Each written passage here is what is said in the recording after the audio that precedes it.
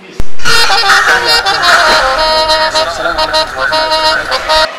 ما واحد سلام يوم الصومال ملك السجود وحنا سلام يا سلام السلام عليكم ورحمة الله وبركاته. وحا فرحتي أنا كسوق الجو عروضة أنا عسير بنتلان فيسمنت تريد هذه أنا السنة هاي وحكفى إلى علم ويا أرجنوا يتكلمون كنتي وأمرك الجوهر من عروضة على قناة قريب قلة وحنا كسوق ذي بعد كعلوم الدراسات كسياسة ذي بحنا institution political science أنولي هذه أنا فرح سنة هاي وحان دتك هلكا kala joogay aanu ka faa'iideynay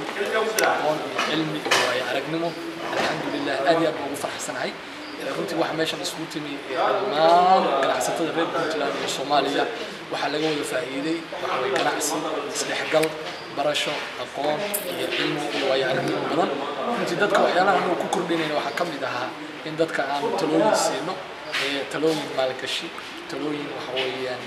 lan kalaba alxamdulillah aad buu faraxsanahay